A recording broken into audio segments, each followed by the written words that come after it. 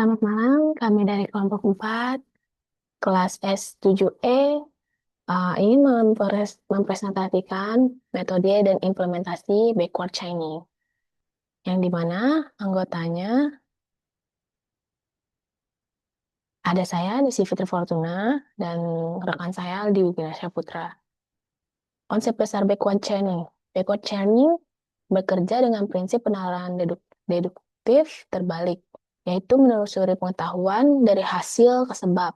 Proses dimulai dari suatu goal atau tujuan yang ingin dicapai dan bergerak mundur melalui serangkaian aturan logika sampai ditemui fakta-fakta yang mendukung. Metode ini banyak diterapkan pada sistem pakar yang berorientasi pada diagnosis dan pengambilan keputusan, misalnya dalam bidang medis, pertanian, maupun troubleshooting sistem komputer.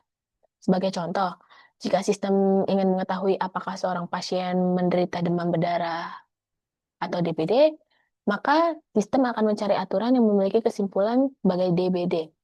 Selanjutnya, sistem akan menelusuri kondisi yang diperlukan seperti demam tinggi, nyeri sendi, dan bintik merah. Jika semua kondisi tersebut terbukti benar, dan sistem dapat menyimpulkan bahwa pasien berpotensi menderita DBD. Nah, ada rule base-nya. Rule base-nya itu aturan ditulis dalam bentuk if, then. Contohnya, if demam tinggi dan nyeri sendi, and bintik merah, then, atau maka penyakit sama dengan DBD. Sistem mengevaluasi premis hingga semua kondisi terbukti benar.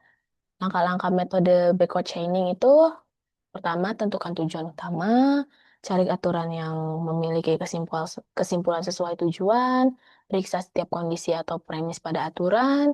Jika belum diketahui, jadikan subglobal baru. Lalu jika semua premis benar, kesimpulan dianggap benar. Penalaran dimulai dari hipotesis atau kesimpulan terlebih dahulu, lalu dicocokkan dengan fakta yang ada. Nah, penalaran dimulai dari bagian dan terlebih dahulu. Contoh, misalkan tadi ada pasien yang terdeteksi demam berdarah. Misalkan di sini dia sudah terdeteksi demam berdarah. Berarti dia itu hipotesisnya atau kesimpulannya. Nah, kita karena kita backward chaining, berarti kita akan cari fakta apa saja nih yang mendukung gejala yang telah dialami oleh pasien tersebut. Nah, gejalanya kita cari dengan backward chaining. Misalkan tadi apa tuh? Misalkan tadi nih, jika demam tinggi, nyeri sendi, dan bintik merah. Berarti di sini nyeri sendi gitu.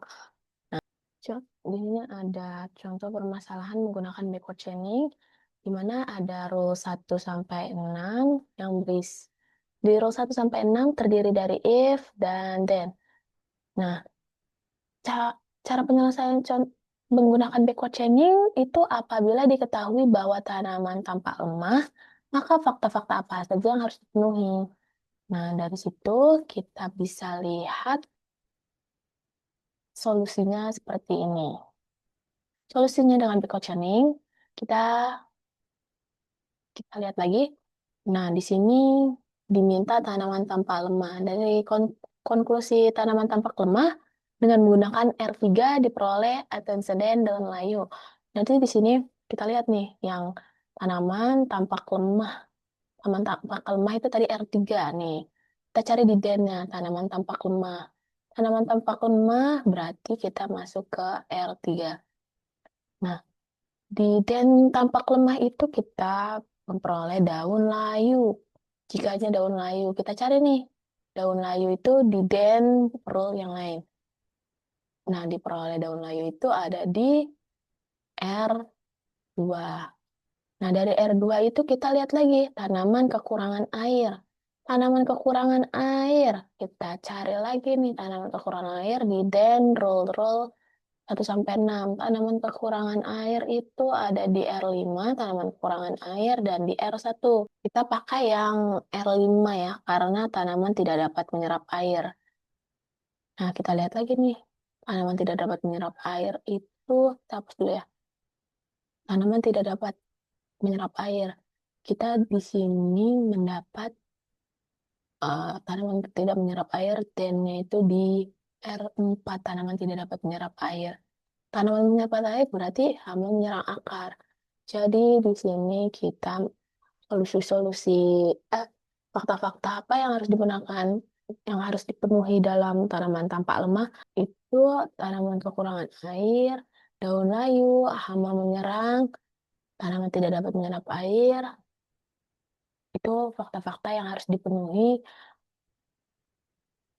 apabila diketahui bahwa tanaman tampak lemah. Jadi solusinya apa? Tanaman tampak lemah.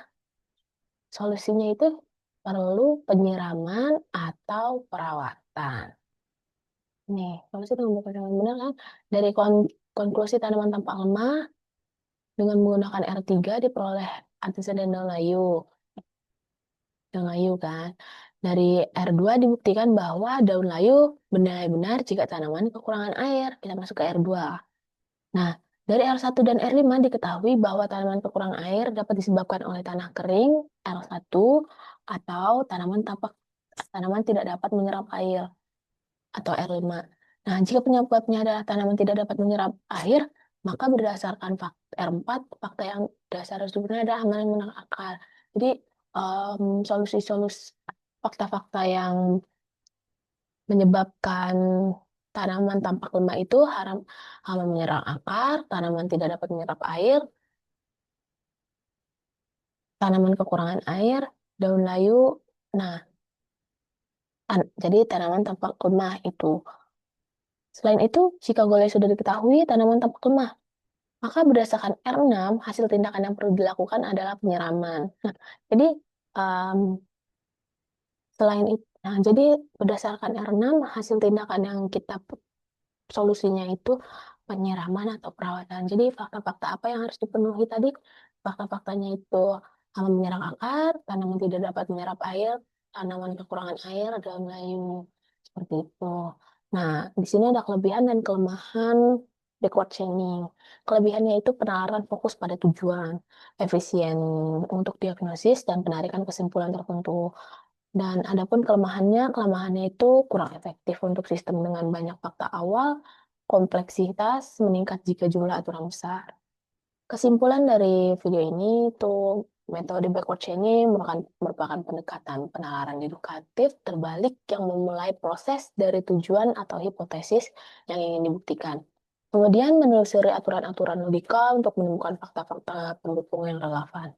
Pendekatan ini efektif digunakan dalam sistem pakar yang berfokus pada diagnosis dan pengambilan keputusan karena proses penalarannya terarah hanya pada informasi yang berkaitan dengan tujuan yang ingin dicapai. Nah, dalam konteks kasus seperti pertanian seperti pada tanaman yang tampak lemah, backward chaining dapat membantu sistem menemukan akar permasalahan dengan menelusuri kemungkinan penyebab seperti kekurangan air akibat tanah kering atau serangan hama pada akar. Dengan menelusuri hubungan sebab akibat secara sistematis, metode ini memungkinkan sistem untuk memberikan rekomendasi tindakan yang tepat, seperti penyiraman atau perawatan. Berdasarkan bukti yang diperoleh secara keseluruhan, backward chaining berperan penting dalam membantu sistem berpikir layaknya seorang ahli, menghasilkan kesimpulan yang logis, efisien, dan berbasis pengetahuan. Sekian, terima kasih. Jika ada yang ingin ditanyakan bisa lewat kolom komentar. Jangan lupa like, komen. Terima kasih.